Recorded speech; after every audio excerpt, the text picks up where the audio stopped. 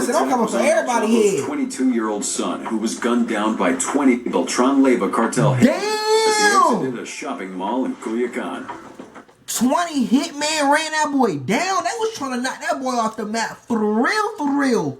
This was followed by as many as 116 murders. Damn! 24 of them inside the vehicle was the major thing that made LM1 lose his mind. Wait, they found what? an AK-47 and a written message that read, On behalf of your friend and his nephews, Los Zetas, so you can understand, Manuel Todas. Damn! No, they left the gun that killed his son? Oh yeah, nah. Nah, I ain't gonna lie. Hey, whatever he about to do, that shit's justified. Reasonable crash out. What's going on, JB fam? We back with this video. Y'all already know what it is. Y'all already know what to do, man. Today we got a crazy story for y'all, bruh. Today we're gonna be talking about this man in the Sinaloa cartel killed an entire family tree because they killed his son. An entire family tree. Knocked out the whole family. The whole bloodline. Bloodline. Gone. We finna check it out, see how this shit went down. So y'all like, comment, subscribe. Let's hop right into the video. April 18th, 2008, Culiacan, Sinaloa, Mexico. Assassins from a Mexican cartel ambushed and killed 20-year-old Antonio Torres Acosta. Unlucky for them, Torres Acosta was the son of the infamous Sinaloa cartel leader LM1. LM1? His son, LM1, went crazy. He became shit, I bet. Killing anyone who had his hand in his son's death. Damn. In this video, I'll be telling you his story. Shit, grab some popcorn. Whose real name is Manuel Torres Felix, was born on February 28th, 1958, in Cosala, Sinaloa, Mexico. He's brothers with Javier Torres Felix, aka LJT. LJT was a very close friend and associate of Ismael Zambada, a high-ranked drug lord of the Sinaloa. Oh, he was friends with the top boss? Now, obviously, with this piece of information, El Mayo was El Chapo boss. One was probably around a lot of guns and drugs growing up. Duh. Eventually, as he grew older, he joined the Sinaloa cartel himself. By the 90s, I want no smoke. Had risen up I want no smoke at all. The ranks in the cartel. Bro. But the real test of his courage came when his brother Javier was arrested by Mexican authorities. January 27th, 2004, Javier was arrested from his house in San Miguel and was extradited to the U.S. on charges related to drug trafficking. Damn, they sent that boy to the homeland? With his brother gone, it was time for LM1 to step up. He was put in charge of the cocaine shipments coming in from South America into the Mexican states of Chiapas and Oaxaca. Ooh, that boy was moving that cocaine. Task for LM1. He even worked hand in hand with El Chapo's son, Ovidio Guzman Lopez. This gave him a lot of power within the cartel. Oh, bro, he damn near like a lieutenant. You feel me? Like, he got damn top boss. I got all respect for you, buddy. All respect. I want no smoke. Please don't cut my head off. Huge target for the #1 rival of the Sinaloa cartel. They go by the name of the Beltran Leyva organization, aka BLO. These guys are the ones solely responsible for transforming LM1 from a normal drug dealer to a killing psychopath. Damn. Y'all turned that boy from a businessman to a demon. The Sinaloa cartel and Beltran Leyva organization were once in alliance because they both operated out of the small state of Sinaloa. However, around this land ain't big for the both of us. Face ass. With the Sinaloa cartel and El Chapo. The reason? Well, one word: greed. Oh yeah, they said, I need all the pay. And there was no other way than for one of them to go down. Oh, bro, but you gotta step out. Organizations goes way back to the 1980s, when the idea of drug trafficking was still new in Mexico. Alfredo, Arturo, Carlos, and Hector, the four brothers who founded BLO, grew up in the poor countryside of Mexico, not so far from El Chapo. Oh, damn, they all got into the drug trafficking business the same way. First as small-time poppy producers, then as hitmen and distributors for the largest organizations, such as the Guadalajara. Damn, he had. Damn, that boy had Micro Drake. I know they. I want no smoke. 1993, when El Chapo was arrested for the first time in Mexico, the Beltran Leyva brothers were the ones who aided and funded his escape in 2001. And that's wait, huh? They brought the ops out of prison.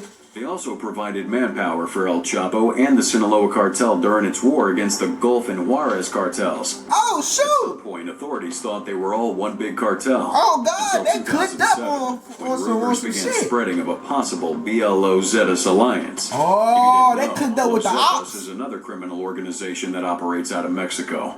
They broke Damn, away they from the moved like Gulf the cartel military out because they that got bitch. stronger and had more influence in their district. Many people say they're the reason behind the fall of the Gulf cartel. And maybe that's true because at that time, Los Zetas were said to be the largest criminal organization in Mexico. Damn. Los Zetas controlled the drugs trafficked through the eastern seaboard of Mexico. And an alliance would complement the BLO's control of the western coastline, completely knocking out the Sinaloa cartel out of the operation. But that's just one side of the story. The other side is that the Beltran-Leyva brothers lived a very lavish lifestyle. For Shit, I drug bet. dealers, Them you'd boys expect making them to be millions of discreet dollars in a their day. operations, right? Well, not for these guys. Their faces were all over the news, pictured with top security men and Mexican politicians. Man, they have politicians in their pocket. Glamorous parties with top Mexican actresses and famous singers. But the worst of all was that one of the brothers, Alfredo, alias El Mochomo, was married to El Chapo's cousin. So his loud lifestyle was directly endangering El Chapo's cousin. Oh, shoot. On one hand, El Chapo didn't want to lose the BLO-Sinaloa alliance. But on the other hand, he needed to stop them from being all over the place. Oh, God, like, bro, once you get too big, bro, people know who you is. You supposed to, the boss is supposed to be unknown. You feel me? Like, but hey, I'm not going to tell y'all how to run y'all business. I'm just reacting. I want no smoke. I want no problemo. Me sincere. You feel me? Down with them. El Chapo then struck a deal with the Mexican army. He traded the release of his son, who was in prison, Ivan Archibaldo, for intel that eventually led to the arrest of Alfredo Beltran-Leyva. Oh, damn, he No snitched. boy. The Beltran-Leyva brothers were furious about this move from El Chapo. I mean, no one knew for certain whether or not he actually did this, but it was pretty clear that he snitched to the feds. We all Damn, know the Sinaloa Chapo, cartel I had a ain't even secret gonna speak alliance on with that, the but Mexican damn. government. But the bottom line was that Arturo Beltran-Leyva took it upon himself to avenge his brother's arrest. He went after El Chapo, his ally Ismael Zambada Garcia, aka El Mayo, and every other leader under the Sinaloa cartel, including LM1. Damn, that boy said I'm coming for everybody here. 22-year-old son, who was gunned down by 20 Beltran-Leyva cartel hits as he exited a shopping mall in Culiacan. 20 hitmen ran that boy down. They was trying to knock that boy off the map for real, for real. This was followed by as many as 116 murders. Damn! 24 of them became members of the Mexican authority. But the one death that stood out in Holy this attack moly, was that of guacamole. LM1's son, Atanasio Torres Acosta. Oh, yeah, y'all killed the wrong one. Y'all killed the wrong motherfucker. The Rise of the Demon. Ooh. April 18th, 2008, just outside the health ministry in the Montebello residential district of Culiacan, LM1's 20-year-old son, Torres Acosta, was ambushed by a bunch of sicarios working for the Beltran-Leyva cartel. Torres was ambushed with his 4-year-old sister. Damn, they killed the little girl. And LM1's sister-in-law. Nah, that's OC. The sicarios tried to kidnap Torres Acosta, but he resisted, making them open fire and killing him on the spot. The shots fired hit the 4-year-old girl on her right arm and shoulder, while it hit LM1's sister-in-law on her left leg. Damn. After the killing of Torres Acosta, the police found the escape vehicle used by the sicarios. And inside the vehicle was the major thing that made LM1 lose his mind. Wait, they found what? an AK-47 and a written message that read, On behalf of your friend and his nephews, Los Zetas, so you can understand Manuel Bonas. Damn! No, they left the gun that killed his son. Oh yeah, nah. Nah, I ain't gonna lie. Hey, whatever he about to do, that shit's justified. Reasonable crash out. Message flipped a switch in LM1's head. Damn! Making him a completely different person. He went crazy and was out for revenge. They turned that boy to a Few demon days for after the death real. of his son, LM1 asked the men under his command to round up as many members of the BLO or Los Zetas and tie him up in his ranch for torture. This was the moment the real psychotic side of LM1 came to life. He tortured every man before killing them in cold blood. Damn. One of LM1's victims was the municipal police commander, Roberto Carlos Barcelo. He killed the police chief? LM1 had his back sliced to ribbons with knives, his legs cut off, and then his head cut off while he was still alive. Like, damn, I can't even imagine that. Bro, that's some Anyways, his body was crazy found with shit. 2 others in the trunk of a car, while his Sicarios... They cut his legs off while he was alive? Dumped them all around Culiacan. And maybe you thought 1 or 2 or maybe even 5 deaths would have quenched LM1's quest Nah, for buddy, I need revenge, all of them. right? Well, it didn't. And every man he killed, he became more and more emotionally unstable. Should I bet? Also, with every passing death, the war between the Beltran Leyva and the Sinaloa Cartel grew out of control. They beefing like they in the military. Torturing these men earned LM1 the nickname El Ondeado, which means the crazy one. Shit. Tortured and killed more than 30 different BLO sicarios and ordered the killings of hundreds more. But as much as he was a killer, LM1 was a very smart man. I mean, he shit, knew he you got was to be. wanted, so he made sure he never went out of his hometown, and also made sure the BLO or Los Zeta sicarios he killed were brought to his personal ranch. Also, during his killing spree, he worked with Ismael Zambada Garcia, aka El Mayo, to control some of the affairs of the Sinaloa cartel. However, the city of Culiacan was now looking like a scene straight out of a horror movie. Oh, the bro. streets were stained with blood, and there were dead bodies at almost every corner. The Mexican government then launched an operation to stop the violence by sending 2,000 troops into the city. And I gotta tell you right now, this operation was one of the reasons behind the fall of LM1. September 2008, 2,000 troops, it ain't much to was do raided against by that. authorities. They found firearms, drugs, and an armored vehicle. But the most important thing Wait. The cartel had an APV? Armored personnel vehicle? Cuz, what the? Huh? safe house was a clear picture of what LM1 looked like. He was seen in a photo with Michel Torres Urea, aka LM2. Michel Torres was LM1's nephew and son of Javier Torres Felix. This photo circulated the media, putting more targets on LM1's back. By 2011, LM1 was officially on the blacklist of the Foreign Narcotics Kingpin Designation Act by the U.S. government. There are only two ways of exiting this list, by imprisonment or by death. There's no in between. Damn. At this point, you'd expect LM1 to maintain a low profile. Hell nah. Well, this man was long dead inside. He didn't give a damn about the U.S. government coming after him. And maybe, just maybe, his lack of care was what led to his death. October 13th, 2012, in Oso Viejo, Culiacan, Sinaloa, LM1 was in a vehicle convoy with his bodyguards when they were intercepted on the highway by Mexican federal forces. They tried to evade him, but there was no way out. What LM1 and his men didn't realize was that several days before the incident, members of the Mexican Special Force and the 9th Military Zone had triangulated his exact location, just waiting for him to come out of hiding.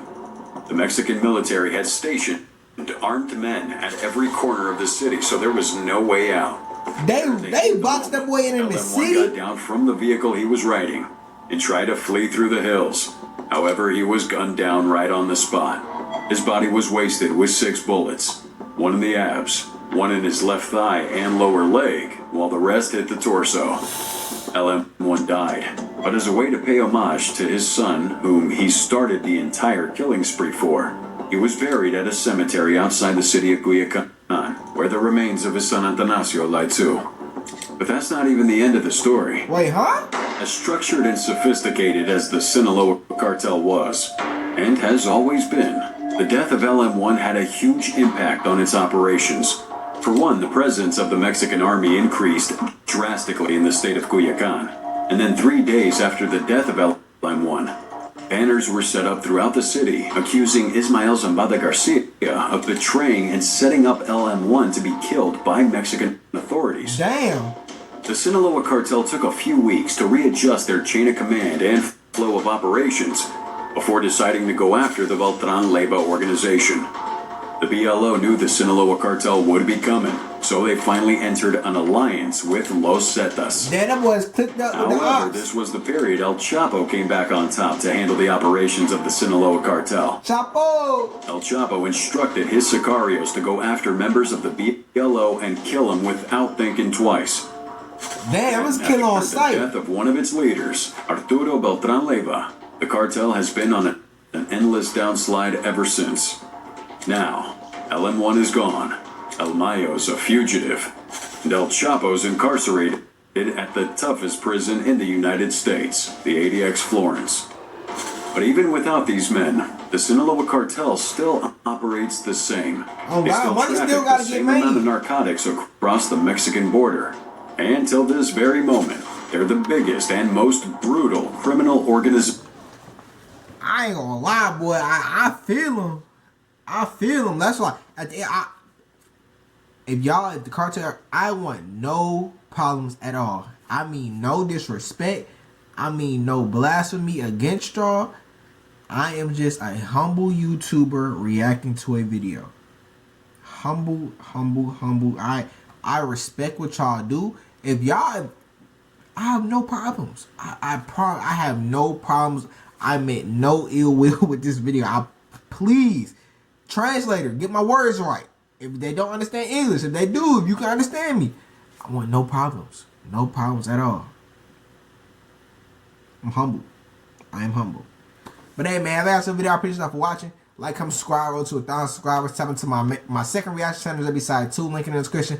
Tap into my clothing brand, JungleBredClothing, link in the description. Man, y'all stay away, get you some money. All love, JBsiah, we out.